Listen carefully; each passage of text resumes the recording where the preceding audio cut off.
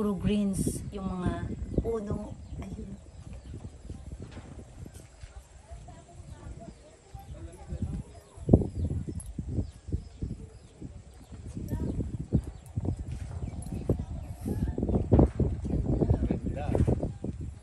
Ayun din nakita nila.